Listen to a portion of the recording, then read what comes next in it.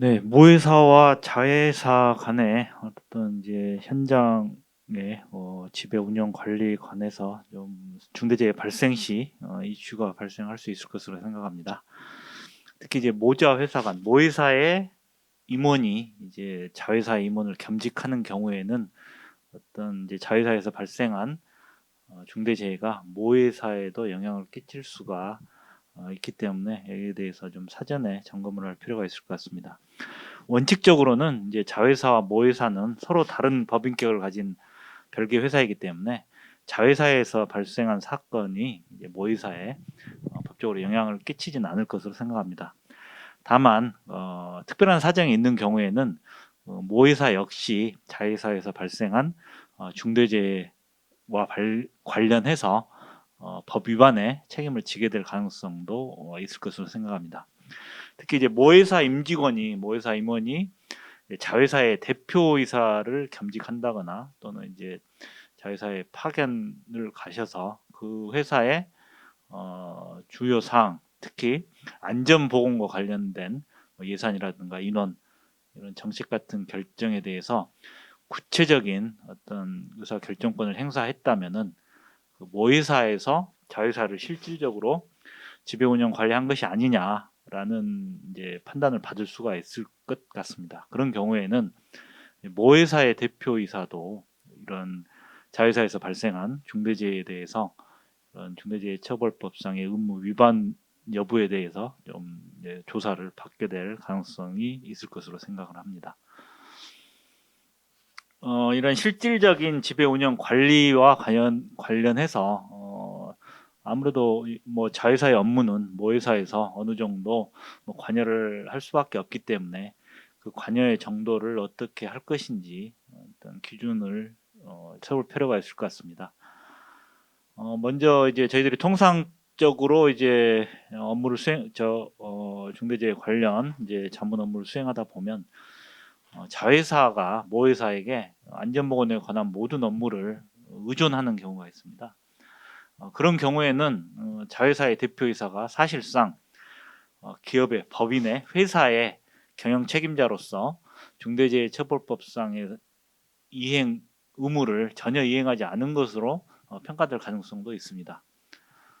자회사에서 이런 만약에 또 그렇게 된 경우에는 또 자회사에서 발생한 중대재해에 대해서도 모회사에서 이런 자회사의 안전보건 업무를 관리를 했기 때문에 모회사의 대표이사가 이런 자회사에 대해서도 경영 책임자로서 책임을 부담하게 되는 그런 최악의 상황까지도 발생할 수도 있을 것으로 생각을 합니다. 따라서 이런 모자 회사와 간의 관계에서는 자회사 역시 별도로 최소한 안전보건 관리 체계를 갖추고 그에 따라 전담 인력이 담당자가 겸임 전담을 할 수 없다면은 담당자라도 임명을 해서 이런 담당자가 자회사 자체의 안전보건 확보 의무를 이행할 필요가 있고 또 모회사가 자회사의 업무에 관여를 한다고 하더라도 이런 일정한 정도 수준 이상의 특히 안전보건과 관련해서 과도하게 모든 것을 모회사의 결정에 따라 자회사는 단순히 이행만 하는 그런 상황이 된다면은 이런 중대재해와 관련한 책임이 모회사로 번질 우려가 있기 때문에 특별히 주의를 하셔야 될 것으로 생각합니다. 네, 감사합니다. 그럼 곧바로 이어서 저희 두 번째 질문입니다.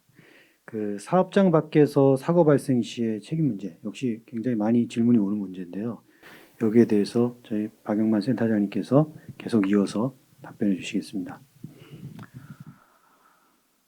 네, 그 회사의 실질적인 지배 관리를 여부가 문제되는 그런 사업장 외부에서 이런 중대재해가 발생한 경우에 거기에 대해서도 어떤 회사에서 책임을 져야 되느냐가 문제가 될 것으로 생각을 하고 있습니다. 정부에서는 그 개인사업주나 법인 기관이 실질적으로 지배 운영 관리하는 사업 또는 사업장이 아닌 경우 그 시설, 장비, 장소 등에 대해서 지배 운영 관리 책임이 있는 경우에는 그 종사자에 대한 안전보건 확보 의무를 부담하고 그로 확보 의무를 이행하지 않아서 발생한 재해에 대해서는 책임을 물을 수 있다라고 설명을 하고 있습니다. 이런 실질적인 지배 운영 관리는 결국 이제 기존의 산안법상의 법리에 따라서 산안법상의 내용에 따라서 판단을 하게 될 것으로 생각을 합니다. 지배 운영 관리와 관련해서는 그 현장의 장소의 유해 위험을 잘 알고 그 유해 위험을 통제할 수 있는 권한이라든가 의무가 있는 그런 경우를 현장에 대한 지배 운영 관리 의무가 있다라고 판단을 하고 있습니다. 따라서 사업장 밖이라도 사업주가 작업 장소를 제공하는 등 실질적으로 지배 관리하는 장소는 모두 회사에서 관리하는 책임을 지게 되는 작업 장소에 포함이 될 것입니다. 수급인이 어떤 이제 작업 장소라든가 시설 설비를 직접 소유하는 경우도 있을 것이고 또는 이제 제3자로부터 임차하여 사용하는 경우가 있을 것입니다. 이런 경우에는 도급인 소유의 장소라든가 도급인이 직접 작업 장소라든가 시설을 확보를 해서 임차인에게 수급인에게 제공한 경우가 아니라면 원칙적으로는 이 도급인이 지배 운영 관리하는 범위에 해당하지는 않을 것입니다. 그렇지만은 계약 형식상 임대차라든가 여러 가지 다른 방법을 이용하고 있다고 하더라도 임대인이 노무를 제공한다거나 혹은 반대로 임차인이 노무를 제공하고 실질적인 현장의 위험 관리를 직접 하는 권한이나 책임이 있는 사람이 누구인지 그런 경우에는 임대인이 그런 현장을 지배 관리하는 경우에는 임대인이 도급인이 될 것이고 임차인이 실질적으로 현장을 지배 관리했다라고 할 때에는 임차인이 그 시설의 소유권이라든가 어떤 다른 업무의 관여와 상관없이 그 현장을 실질적으로 관여하는 도급인이 돼서 경영 책임자 등의 의무가 적용될 것으로 생각을 합니다. 또 이제 많이 물어보시는 질문이 사업장 밖에서 특히 이제 고객사에 방문해서 고객사의 요청으로 고객사에 방문해서 어떤 기계 기구를 설치한다거나 유지 보수를 작업을 했을 때 그때는 누가 도급인 내지 현장의 실질적인 지배 관리자로서 중대재해법상 책임을 부담하느냐라는 질문을 하시는데요. 사업장 밖에서 작업을 하더라도 그 작업 자체가 회사의 어떤 지시에 따른 작업일 때에는 그 장소는 원칙적으로는 실질적으로 지배 운영 관리하는 사업이고 그 장소로 보아야 할 것입니다. 따라서 그 경우에 사업장 밖이라도 사업주가 실질적으로 지배 관리하는 장소에서 안전보건 확보 의무를 다 이행하지 못한 상태에서 중대재해가 발생하면 그에 따른 책임을 부담해야 될 것으로 생각합니다. 특히 이제 고객사에 방문해서 작업을 하는 경우 그 작업이 단순 발주 업무인지 아니면 고객사가 실질적으로 현장을 지배하면서 작업을 지휘 감독하는 도급인인지가 문제가 될 수가 있습니다.